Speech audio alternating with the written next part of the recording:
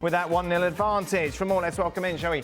Stuart Robson joins us. We'll be hearing from Robbo in a moment. But Craig, overall, just a better team. PSG in the end? Slightly on the night. I mean, Arsenal wore back into it as the game went on. We saw Aston Villa do that to PSG a little bit, so that's a little warning for them when teams get at them. But I think particularly the first 35 minutes, there was two teams that wanted to pass the ball and two teams that wanted to press the ball. And PSG did both of those things better. Their pressing was more intense and Arsenal struggled to handle it. Their passing was slick, it was fast, it was incisive. And they, again, looked the real deal. Yeah. And yes, Thomas Partey's going to be coming back from suspension. That'll be a boost and a bolster to the midfield. But this PSG side at home, I think, are going to have another off day if this Arsenal team are going to win it. They're not out of it. They are not out of it, and they did create chances. And Moreno will probably play further up when Partey comes into the midfield. But this PSG team are slick, and I think in the first 35 minutes, we saw that. Yeah, that's the point. They kind of set the tone of that whole match, didn't they, within that opening half an hour? It was impressive how comfortable and confident they were with the possession of the ball. And it was a possession of the ball that they took all over the field. The sequence for the goal, Ousmane Dembele, starts really at the back. And Arsenal think, well, we're pinning PSG back, we're pressing them, we're getting numbers around the ball. Their ability to ignore the crowd, to ignore the energy, and to just focus on execution.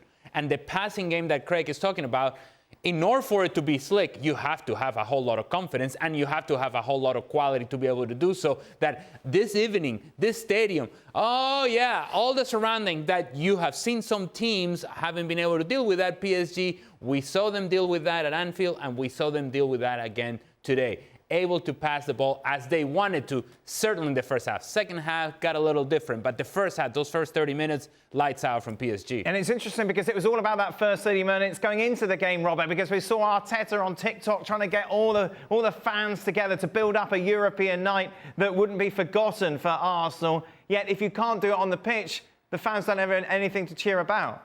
No, you can't just keep having the players trying to whip the crowd up and the manager trying to whip the crowd up. You whip the crowd up by winning the ball back in good areas. You get the crowd going by playing around the pressure. And as the two guys in the studio have just said, Arsenal didn't do that particularly well and PSG did it much better. PSG's passing in that first half, and it was the work rate of the three midfield players, not over from box to box, but those 10-yard runs to get away from their marker, to play the next ball one touch, one round the corner, to play the right pass. The weight of the passing, the movement of the players, knowing where the next pass was, Arsenal couldn't cope with that in the first 35 minutes. And that was the big problem for Arsenal. They were totally outplayed in that first 30 minutes. You look at someone like Kvaratskhelia as well, who just adds that attacking threat, that extra bit of quality. And Dembele, we've talked so much about, who's in contention for the Ballon d'Or, getting a goal on a big night again. Yeah, big performance from him in terms of his goal. Kvaratskhelia wasn't as much of a threat in the second half, but the first half, just a big threat. Barkley can come on. You know, there's just so many.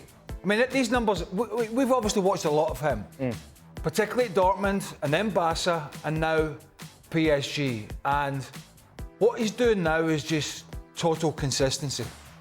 Something that he didn't have before. He was, late for training. He was having these disciplinary issues. He was going through on these one-on-ones and the ball wasn't even coming close to the target most of the time.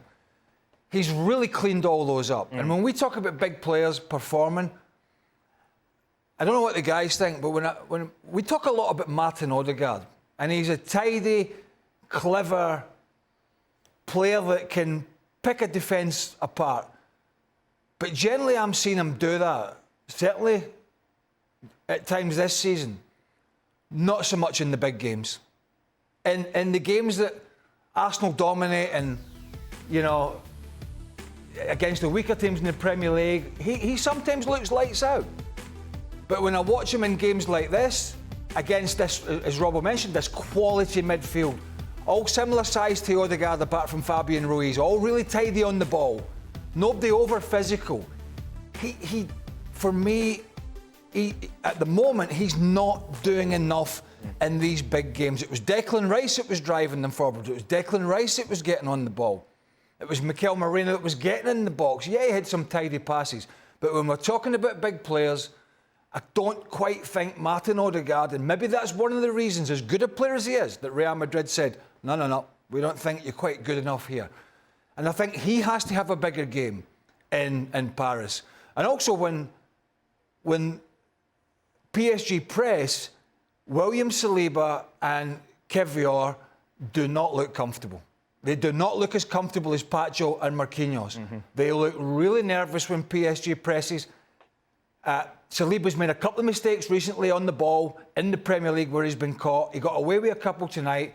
And so there's a lot of thinking to do for Arsenal in this second leg. But they have to get their big players on the ball. And that includes Martin Odegaard, who really, I think, didn't affect the game tonight. A couple of points about Dembele for a second. Injured today. So came off in the second half. We don't know exactly what that will be and if indeed he'll be available. But assuming that he's available, it's hard to understand, as former players ourselves, how his skill set didn't quite work out in wide areas. And when he comes now underneath or is playing in a central area, it seems to be where, for some odd reason, now he's playing at his highest level. His skill set tells you he's a 1v1 player. His skill set tells you he's going to run by people and he's going to be effective doing that, which he was able to do when he's playing in wide areas, but there was no final product. Now you're looking at a guy who's a playmaker and a guy who drops underneath, who drives at people in crowded areas instead of looking for space, and somehow that's the best of Ousmane Dembele. Look, I would have failed miserably coaching this guy because I would have played him out on the side time and time again. Somehow Luis Enrique has found this role for Ousmane Dembele, and he seems to be getting the best out of Dembele consistently, to your point, Craig, which nobody else has. Nobody else has been able to do this. So if indeed he's not available, that's a big miss.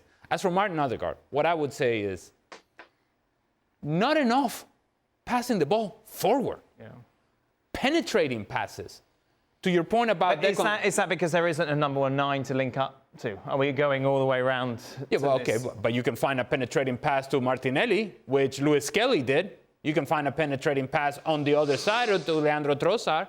You can find a penetrating pass to, at the very least, move PSG back, and then you can get the ball back, and then you can start playmaking in an advanced position. But what I see from him, it's the comfortable pass back, the comfortable sideways. Find Bukayo Saka in behind. Those spaces are there. And you know why those spaces are there? Because Nuno Mendes likes to go. Because Hakimi likes to go. And when they go, there are spaces available for Arsenal. But to your point, Craig, it is Declan Rice that creates that space for Leandro Trossard because he ran past the midfield of PSG. We don't see Odegaard either passing past that pressure or running by that pressure. Too comfortable passing the ball sideways and back. He's got a big... he's part of it. I prefer over Odegaard. Fabian Ruiz has been around for a while, but Vitinha and João Neves are excellent. In the modern game, you'd say they're not going to be able to cut the mustard at elite level. They're not big enough, they're not strong enough, they're not the quickest. The modern game demands all those, skill sets, but no, because they're clever. Yeah. They're clever. They're very good on the ball. They're clever. They take up good space. They're aware of what's around them when they get on the ball. If it needs to be played forward, they play it forward. If it needs to go back to Marquinhos, it goes back. At the moment, and Arsenal have been strong in midfield all season, and they'll be a bit stronger than they should be when Partey comes back for the second leg.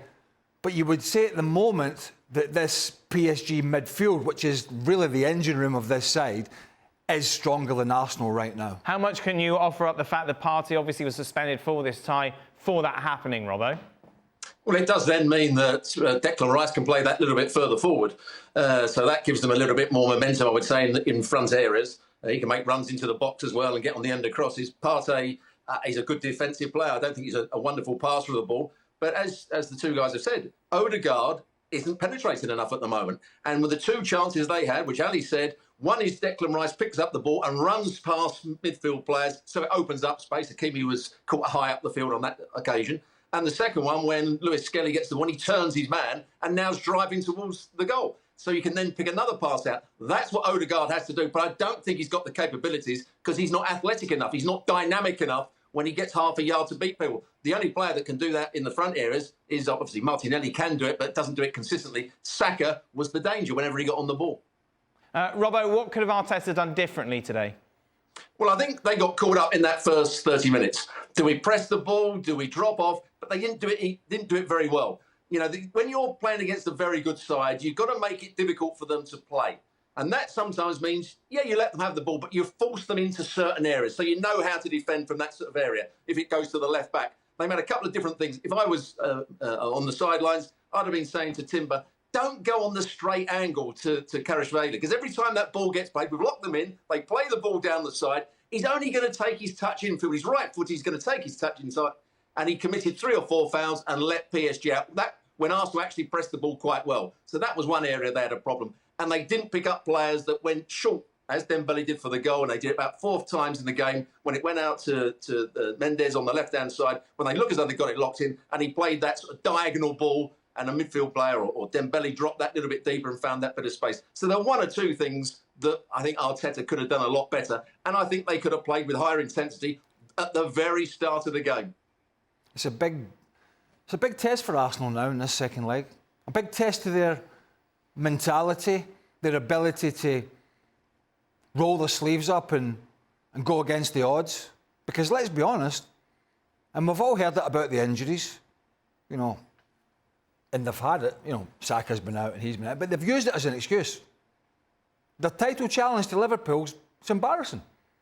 I mean, they're double digits. Mm-hmm. So this is a big day for them. No excuses when they go to Paris. They know they're a good side. They know PSG are slick. It's time for these big players to turn up. Not more than about, oh, Kai Havertz is out. Is that making a big difference? Not really. Not really. Yeah, they missed Gabriel, but Kivier's actually done a good job for them. So it's a big test of this squad's mentality, if we've been honest about it, because the Premier League title race has been a damp squib. This has been their saving grace because they got knocked out of all the other cup competitions in England by poor sides, and if they go there and crumble, it's really not a good look on Mikel Arteta and the players. So just to add to that point, we've seen though PSG crumble so many times in this position where they take an advantage into the second leg. Is there a different smell to this side this time around? Absolutely, there is a different smell to this side. I look at this PSG team, and there is a different smell to this side compared to what this team was in the league phase. Yeah, is it struggling against your own? And it's really hard to understand and wrap your head around the fact that this is the same team that was struggling in the manner in which they were. So one would argue, well, what a job this has been from Luis Enrique. But the players themselves have picked up their level of play to the point to where we're talking about Vitinha in the manner in which we are, Joao Neves, Fabian Ruiz, players that we knew were good, but Vitinha has taken his game to a different level, and that's clear to see. Dembele has found a consistency that wasn't there. Due comes from who knows where, and so confident on the ball taking players on. Kvaratskhelia, who's a newly acquired player and has fit in as well as he has, and Donnarumma making saves. I think we kind of taken that for granted now. Donnarumma making saves in big moments, hasn't been the story of PSG in the past. In fact, he's been more likely to make mistakes. And think about playing against Real Madrid a few seasons ago, in which it was his mistake that allowed Real Madrid back into that match against PSG. He's coming up with big saves. And so we're trying to look for reasons as to why PSG are going to collapse. And actually, I'm trying to find difficulties coming up with reasons as to why Arsenal comes back. Right. Because we're still asking the same question that we were asking at the beginning of the season, middle of the season. Now we're getting towards the end of the season. Who's going to score the big goal for Arsenal? Yeah. That has been the question for years, and that hasn't been addressed. And if it's not a set piece, then where do the goals come from? Today they had 2 clear opportunities, Trossard and Martinelli. Donnarumma came up with the saves. But beyond that, there wasn't a whole lot that you can say, man. There's almost like this desperation, we'll get a set piece, and that'll do it. And so the corner late in the match, and then at the stadium we decided, here's where the goal comes from. And the set piece coach comes up on the screen, and now he becomes the superstar of this team. The superstar of this team's got to be somebody who's scoring a big goal for this team in a game that matters, and that hasn't quite happened. The trajectory of this side, though, has been quite amazing from the start of this season. Almost as equal as the sort of downward spiral that we saw from Man City. You know, when you're talking about, we didn't expect that. We didn't expect it from Man City. We didn't expect this from PSG. We just did not. There is a different smell about them. But there's also a slight concern if you think back to the at least 20 minutes in the second half against Aston Villa, where they lost their shape. Where they are not out of this company. Of course they're not. But they could have been against a side that were not fancied to go all the way in Aston Villa. Yes, they were at home, second leg. Villa, they got the crowd behind them and all that. But the chances Villa created were clear-cut. And this PSG side left themselves too wide open. And I hope for their sakes that they learn from that, because that's the one thing that could be detrimental to them. They'll probably outplay most teams. I mean, head-to-head with Barca, that would be close. But they'll probably outplay most teams. As long as they don't lose their shape and lose the ability to do the basics of the game defensively when in possession, they are going to be a tough nut to crack. But we did see a little bit of that at Villa Park. They got away with it on that occasion. We'll see what happens in the second leg. But I think at the moment, it's looking like, unless PSG crumble, then it's going to be a tough night in Paris for Arsenal. If that's what you're Arsenal, that's what you're hanging your hat on. But you're not out of it. No, most absolutely definitely. 1-0, and you're a good side. But you're up against a proper team who aren't going to give you. Absolutely a proper team. Robert, how would you divvy this up percentage-wise? I would say it's 80-20 in terms of 80% in terms of PSG, and the difference between them now and earlier on in the season is they've now got pace in the front areas, people that can go past people. Anybody that saw the game at the Emirates earlier on in the season, they passed it for fun but went nowhere with it. Now they've got players that can run with the ball. Now they've got pace to run at people and go past people. And that changes the whole way they pass the ball in midfield. And that's why the opposition can't press them quite so easily. And if you've got Bukayo, and Kvaratskhelia was the same, Arsenal tried to crowd him out. It was crystal clear that whenever Bukayo Saka got the ball, he had the odd occasion he was one-on-one, but most of the time there was at least two around him, sometimes three. On those occasions, you have to be clever. You're not always going to beat a couple of players. You pop it off. If there's two defenders going out to you, there's got to be a spare man somewhere. So you've got to utilise the fact that your strength, and PSG have this as well, but they're a little bit more cute in doing it. When they see they're getting doubled up on, they pop it off. And I think when Bukayo Saka sees that happening to him, I think, right, I'm unlikely to beat these two or three, so there has to be spare men. We can start popping it off and there's going to be space there.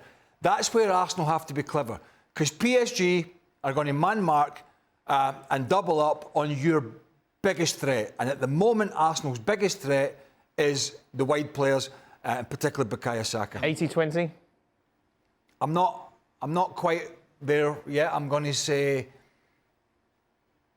60-40, and that's been kind. Well, I'll split the difference. 70-30? 70-30.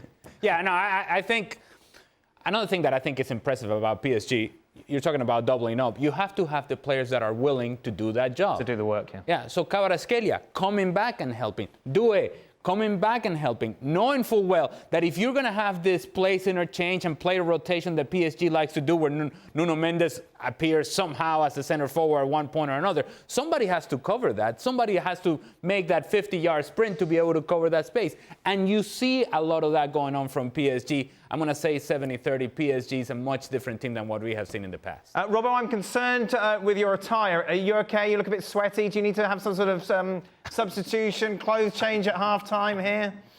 No. I'm absolutely fine, Dan. It's very warm in England at the moment. I can see. It's about 30 degrees. So, it's pretty warm, but there we go. I was kind of thinking that maybe you weren't supposed to be on tonight and you've just come off the rowing machine. Oh, there we go. That's great. And, you come and do a job and you just get sick. Where's HR when you need them? Oh, well, there we go. Lovely. All right, Robbo. Well, we'll stick with that. Now, Wednesday obviously sees the first leg of the other semi-final. Barcelona taking on Inter. Barca favourites going into the tie.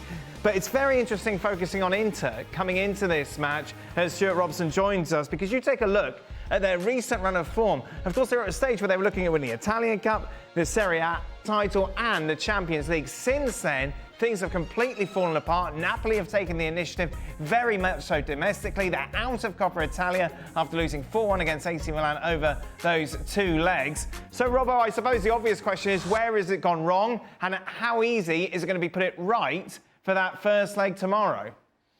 Well, they just haven't been consistent enough in the last 3 games. They've had 1 or 2 injuries. He's tried to mix up the side on a couple of occasions. Thuram's been out, which hasn't helped them either.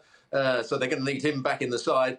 But they're going to have to show all their nous, their tactical awareness, their individual brilliance at times to get past what is a magnificent Barcelona side when they play at their very best. And Inzaghi's got a big, big job on his hands, because after they beat Bayern Munich, everybody was talking about them maybe being favourites for the tournament. They're very good defensively. If you look at their defensive record in the Champions League, they've still got a front 2 that can break anybody down. They've got wing-backs that can get forward. You know I love a wing-back. So there's lots of things that are right for them, but the last 3 games, they just haven't performed. And it's very difficult to go from that to now play against one of the best teams in the world and get a result. Is it that the Champions League has been a distraction, Robbo? Because it seems strange, because it's not like they were out of the other 2 competitions. No, absolutely not. I think that it has been a distraction for them. I think they put a lot of... They were absolutely shattered after that Bayern Munich game, which I was surprised about. They were playing the game, they were at home, and they looked as though they should have controlled it. But Bayern Munich had quite a lot of the play.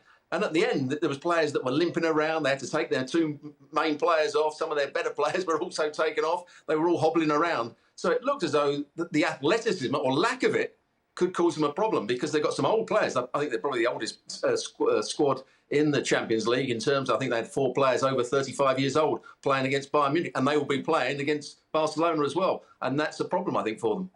And they've stopped keeping clean sheets. Yeah. Which is one of the things they've been renowned for, being, defensively strong, tidy in midfield, powerful up front. And that's sort of gone. And what is a bad time to hit that kind of form and have those kind of defensive woes. What was it, the cup game, the Coppa Italia, they lost 3? Yep.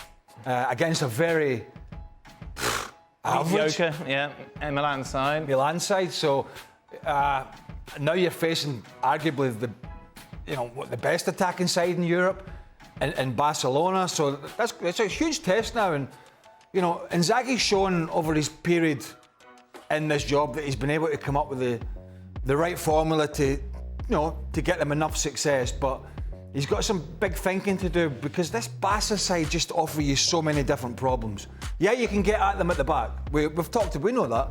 We know they have their frailties. But going forward, if Barcelona have that pace and intensity and directness that we know they have, and you don't get your defensive structure right, you're going to lose goals to them. There's absolutely no doubt about it. I mean, as Robbo said, yeah, they beat Bayern, but over 2 games against Bayern, including the one in Germany, they could easily have lost more goals than they did. So, a bad time to lose form, a bad time to have some injuries, bad time to be feeling a bit tired.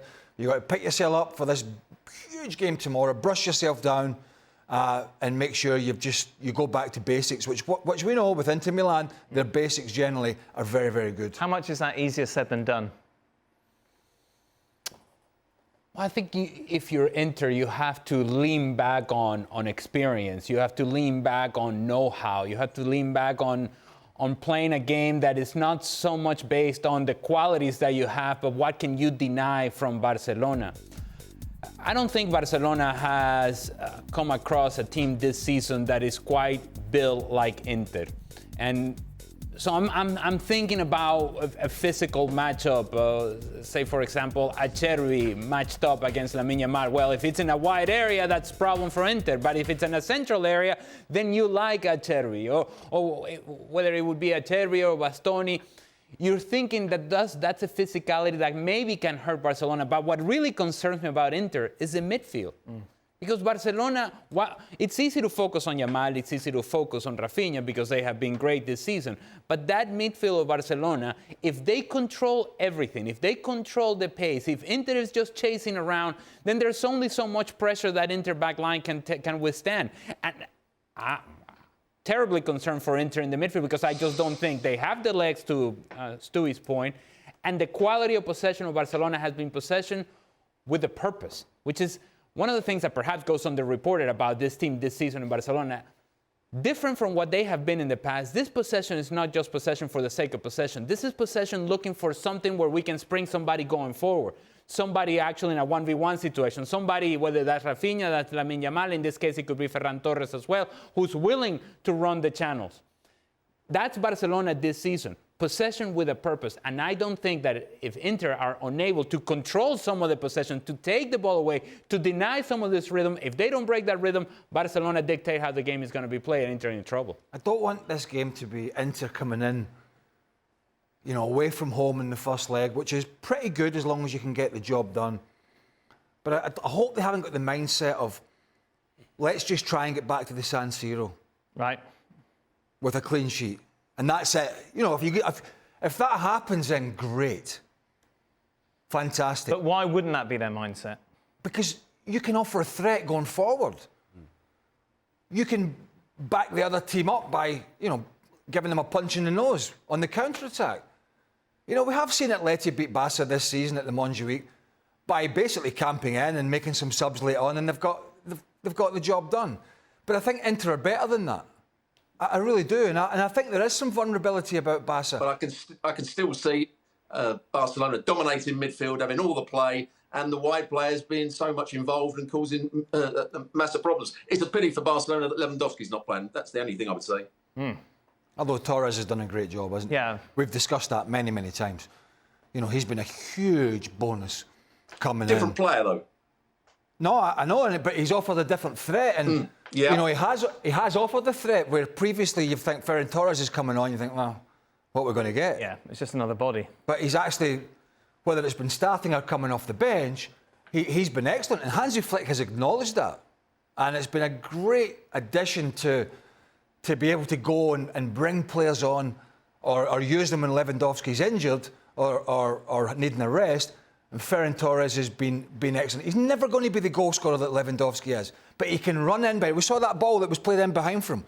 His pace over the top makes defenders drop off, so he's been brilliant. To the same question I asked Robbo with regards to the cup win at the weekend, does it have any difference, any effect going into this game? Had they lost right. Copa del Rey final, I think there would be a different feeling about Barcelona. But as we discussed this past weekend, once you win, it's amazing how good you feel. Right. And you'll get all the recovery and all the massage and all the regen and everything that is necessary for you to be ready physically. Mentally, where are you as a player? Well, when you've won, you're great. And you're ready for the next thing. And the next thing it's a big game for Barcelona, knowing that it's at home. And these fans are going to push this team forward. Sure. What they have to be is mindful of not getting carried away and not exposing those spaces that we continue to talk about Barcelona, and not exposing themselves to guys like Lautaro Martinez that can take advantage of those spaces. I think Barcelona will be ready to play. I think Barcelona will be close to their best. I wonder about Inter. I wonder about Inter not only because of the run that they've had, but because I really think that Bayern were better than Inter over the two matches, and they were unable to manage moments in the game, and they were unable to score the big goals in the big moments, including Harry Kane. I'm going to take Barcelona. I think Barcelona are going to win this thing. The two games are different, aren't they, in terms of we kind of know and knew that Arsenal and PSG were going to try and go head-to-head. But this is just contrasting styles, isn't it? Yeah. And I know it's not for everybody the way Inter go about it, but they still can play some good football. But it's contrasting styles to what we had today, where two teams wanted to be better than each other in terms of how they played football. Inter won't be worried about that because they know Barca will probably outplay them. But again, I go back to that. They need to make sure they are offering a threat at the other end, not just defending for 90 minutes. Now, we discussed this quite a lot over the last couple of days. After winning the Copa del Rey, Lamine Yamal revealed a conversation that he had with Araujo ahead of the tie, saying, I said to Ronald when we were speaking in the hotel earlier, if they score one goal, no problem. If they score two goals, no problem. They cannot handle us this year. We have shown it. He spoke ahead of the Inter game today and is inevitably asked about this post. Bueno, a la gente que dice que igual estás demasiado crecidito y tal, ¿Cuál es la respuesta de Lamine Yamal a todos estos comentarios? Pues que bueno, mientras gane no me pueden decir nada. Cuando me ganen sí. Si no, no subiría nada a mi Instagram, entonces no he tenido ese miedo, pero sí tengo la motivación y esa como cosquillas que tienes en la barriga antes del partido, pero yo creo que eso es bueno, que tenemos todos los jugadores, pero miedo lo dejé en el parque en Mataró hace tiempo. So it's interesting. Stevie spoke quite strongly about it the last couple of days, saying he just needs to shut up. He needs to stop talking. He needs to start offering up bulletin board materials to the opposition. Is he right? I kind of think so. I think we've talked about him as being an extremely grounded young man, which he is. I think these statements are a little immature, and he is actually a teenager who still has, in that sense, a lot to learn. To that point, do Barcelona have more duty of care to not put him in the press conference when you've got a whole squad of players with more experience, where you don't necessarily need to expose him? And I know, look, this is great for us. We always kind of say, oh, we want players to say things. They come out and say things, and we say, well, they shouldn't say things. But in this, he doesn't need to be speaking in a press conference. There are other players with more experience who Barcelona could put up. And part of the rhetoric surrounding Lamine Yamal and Barcelona is how good of a job Barcelona are doing in protecting Lamine Yamal. That's arguable because, quite frankly, they have played Lamine Yamal every chance they had this season, unless he was injured. Regardless, that seems to be a focus, that physically they want to protect him. This is also protecting a player. You don't put him in the press conference because he hasn't left. Yeah. He hasn't left. And this is not his fault, but he's 17 years old, right? And so his biggest decision, I can't believe I'm saying this, his biggest decision seems to be, what am I going to do with my hair? Yeah. Do I go Burley 98? Yes, which, mistake. We're going to go... I noticed that.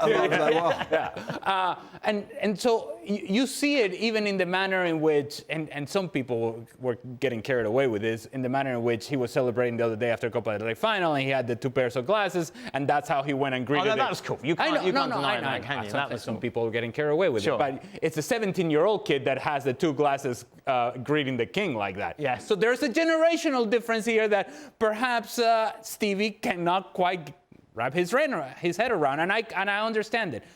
If I were him, I wouldn't be saying anything, but here's a guy who has told us in interviews before, it's like I'm playing video games. Yeah. That's how he sees his own career.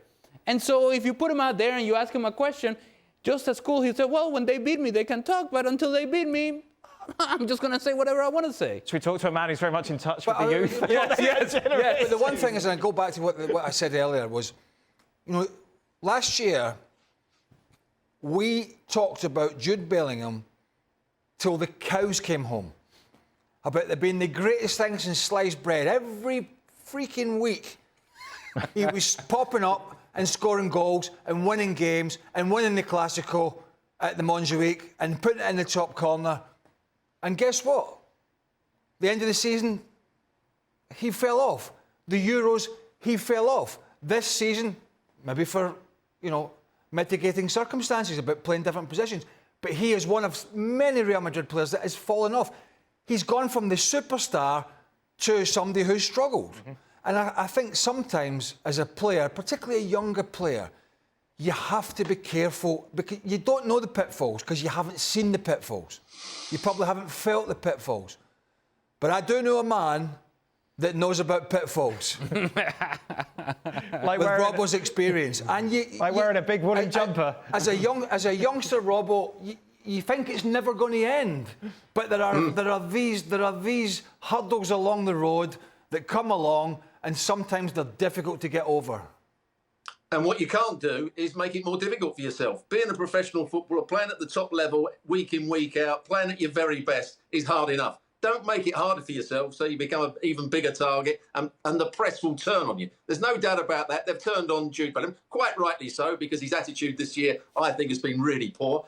I just hope that Yamal gets back to playing well, doing all the things that excites us, and it probably excites him, and he carries on being the top player he is without all the press conferences and all the things he says. You can't blame him for it, but just don't make it more difficult for yourself. 6 games because he lost the plot. I understand you have to make an example. You know where I'm going, don't you? I believe a Frenchman. We have a guy who almost snapped a player's leg in 2 and he got 1 game. Where is the consistency in Spain with these punishments? That's the only issue I've got. In football terms, it's going to be a huge miss. The other disappointment is David Alaba. He just seems to be... He didn't look right, though, dude, when he came back. He just seems to be injured. He just seems to be so unreliable now. He's had so many different injuries. And so this is all pointing towards possibly Celta Vigo pitching up at the Bernabeu and giving them another headache, because we know they're a side that likes to attack these days. Ever since they got rid of Rafa Benitez, they've become an attacking side. I always bring that up, Rafa Benitez. Well, I watched Celta Vigo under Rafa Benitez, and it was Rafa Benitez's Celta Vigo, sitting in 3rd or 4th bottom of the league, parking the bus, boring to watch. They changed coaches, haven't spent a bunch of money, and they're a very good footballing side to watch. And I think that's the point is that with good coaching, with progressive coaching, you can get this. And we saw that, and we've seen it many times, but we saw it in the game at the Montjuic, albeit some of the defending was questionable at best. But the mindset they're in at the moment, the form that they're in at the moment, the injuries that they have, it's going to be a tall order, depending on what Barca do on Saturday. It's going to be a tall order for them, even to get the 3 points before the Clásico a week later. Yeah. Look,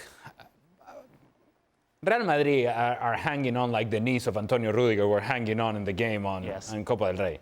All taped up, all bandaged up, and that's how Real Madrid are right now. We say there's a title race because I suppose in numbers that's the case, but when it comes to performances, I mean, I'm telling you, they're barely hanging on. It's like a death grip, and just like, I won't let go. It just feels like all it's going to take is a combination of results where it doesn't go their way against Celta Vigo, Barcelona beat Real Valladolid, and now we're having a different conversation. Nobody would be surprised if Celta Vigo actually go into Santiago Bernabeu and get a result, because that's how inconsistent Real Madrid have been. The surprising thing this weekend would be if Real Madrid show up and actually are thorough, dominant, convincing. Second half Real Madrid. Yes. The Copa del Rey. Right. And so Dortmund. Yes, there you go. Second half. But that's it. Yeah. But that's exactly it. The fact that we can point at specific moments in time this season to say, if that team shows up, then they'll have a chance. That tells us everything that we need to know about what Real Madrid have been this season. This club have to somehow finish this season showing they have a bit of class. Oh, That's going to be hard. Both on the field and off the field. They've been a disgrace. And what we saw at the weekend was a culmination of almost a lawlessness, with the complaints about basically talking about conspiracies. From boardroom level, questioning the referees, questioning everything, poor performances. This club, like most elite level big clubs, should be above all this nonsense, should be bigger than that, because I go back to all it does is facilitate the moronic element in fan bases, which is already a problem. And Real Madrid, whether they win, lose, or whatever happens to them between now and the end of the season, at least have to try and finish this season with a bit of class, because thus far this season, there hasn't been much of that at all. Robbo? I'll go back to something Craig said, I think 3 weeks ago. He called Real Madrid egotistical bigheads. And that's exactly right. Over the course of the last few games, the way they've behaved on and off the field has been a disgrace. And if you have that sort of attitude, you're going to be inconsistent when you play. And you're going to rely on individuals to perform quite well on certain occasions. And that's why you don't know what's going to turn up against Celta Vigo. At the moment, Real Madrid are a really ill-disciplined and disorganised club, and something's got to be done fairly soon about them. And it's weird because they have one of the classiest managers out there, who seems now to have no ability to control what's coming from above. Not that he probably ever did, but he certainly had control of what was on the field for the most part. And at the moment, I don't think he'll be mind going to Brazil, will he? No, I think he's ready. I think he'd go now. I think he's ready for it. But even Carlo Ancelotti, with this great man management skill set, has lost the ability to control a lot of the things that are happening, particularly on the pitch. I think he's risen above it, to be honest with you. He's just kind of Had going, enough. yeah, you know what?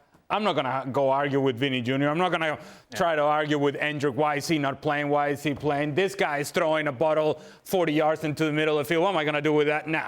You know what? Lucas Vazquez is running over there.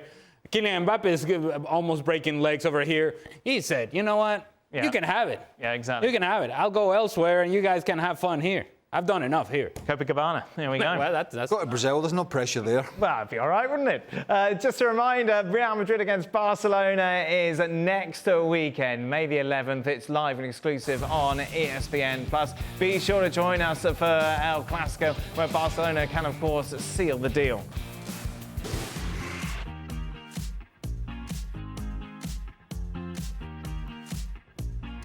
Welcome in then to the latest edition of Extra Time. Stuart Robson is with us, who's quite hot, I think it's fair to say. Robert, what was your thought process going into the start of this show?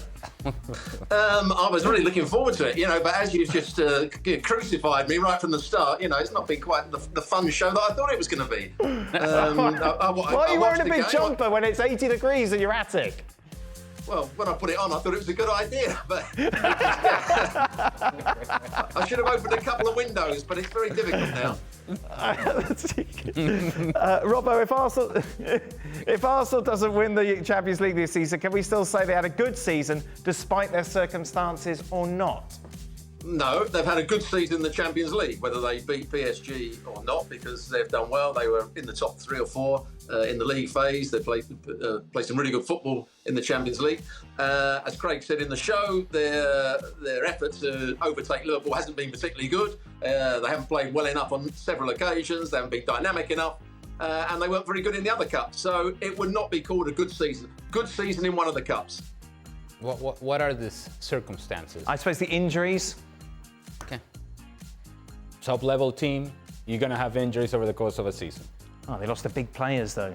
Liverpool didn't have that sort of injuries to deal with, is the argument, isn't it? You're saying Kai Havertz, is that it? No, I'm saying Saka, Odegaard for a while, Gabriel's out. Lewandowski's been out for Barca. They lost a bunch of youngsters at the start of the season. Ronald Araujo was injured. And I'm not dying on this hill. No, I know. Baldi's injured now. They're having to fill in the left-back position. That's part and parcel. They have whined about it probably more than anybody.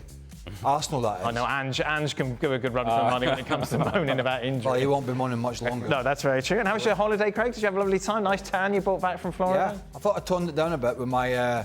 With your makeup? Yeah, I did my own makeup today. Did you use pink makeup? Is it a bit orange? Maybe a bit orange, I don't know. And there's a video of you wrestling an alligator? No, not quite. There's a video of me trying to play a ball from a lake with one of my shoes off. Right. So I'm in the lake. We'll have to get that video. Not far, obviously. And I am petrified. Sure. However, I am determined to get that ball back in play. The downside of it was, I'd have been as well not bothering. Oh, did you lose the hole? My partner I was playing against, I lost the hole in. Oh, no. So I could have been... Get him to send us that video for tomorrow. I'd like to see that. No, I would like to. I'll think about it. Has Donnarumma earned his place back as world-class goalkeeper, Ali, with his performance in the League and Champions League recently? Well, yes. Yeah. I think you have to say. Now, Donnarumma has had his difficulties in the past. There's no denying that. But much like PSG at the beginning of the season that you would have thought, is this team even going to make it out of the league phase? Donnarumma has taken his game to a different level in the second half of the season. And certainly, when we get to watch Donnarumma consistently, which has been really Champions League, big game after big game, he's making big save after big save. And so there's no denying that he has certainly worked himself into that conversation. Will Dembele win the Ballon d'Or, Craig? I've got no idea. I think if PSG win the Champions League, I think he's very, very much in that conversation. Who else is in it? You would say Lamine Yamal, I think, is the other one. I think you could put Rafinha, but I think Lamine Yamal is kind of the romantic vote, the youngster coming through, exciting. I think it could be between those two. I don't think you could say Salah because he went missing in the Champions League. Anyone else? An interest? In the Ballon d'Or? There you are. Rafinha? The thing is, you've got Rafinha up against Lamine Yamal, Robbo, and I just feel that Yamal probably just pips it, doesn't it? Okay. Well, not every game this season. I mean, Rafinha's No, been not every game, but I superb. think if you're voting, the romance of it all kind of adds Of to it. You know, I love the course. romance. There is absolutely no romance to it. Yes. You can't sit here and absolutely bash it every time it comes along and then be discussing. As a voter, I mean. If you're voting, you're thinking about romance. No, but I'm just talking about the Ballon d'Or in general. No, I know that. I know, but some people Whenever do. it comes along. People do care, and I was just bringing up. Obviously, Tom cares, who wrote it in. Because you're a romantic. Well, yeah, exactly. No, and if Tom cares, then Tom cares. What I'm Ali, saying what do you is, I think? don't want to be hypocritical by saying, every time it comes along, I say, No. like many people say, no interest, Right. don't care. So why would I sort of that's fine. shovel that direction now? Are you all right with that? Oh, no, God, no, I don't really care. Ali? I would Couldn't say give a that stuff. if it were about the second half of the season, Dembele is certainly in the Yes. conversation. But we're talking about Dembele as if he was doing this back in August, and that wasn't quite the case. Didn't have a brilliant, explosive first half of the season. All of this came about 2025. So in this second half of the season, yes, he has been among the best players in the world. I don't think it's quite enough for the Ballon d'Or. Robbo, with Rodri returning next season, would you regard City among the favourites for the Premier League? They have to be one of the favourites. Yeah, they've played a bit better in recent times. They've still got a manager that I'm sure will find a way to make his team better. He's struggled this season. There's going to be a lot of players coming in and out. They've got to get off to a good start. If they can get the new players that they get in and gel well and play the football that he wants them to play, and he gets the best out of some of their wide players like Doku and Marmoush and players like that with a bit more pace, I think they can be certainly title contenders. Robbo, should Liverpool sign Victor Osimhen if they can't get Alexander Isak?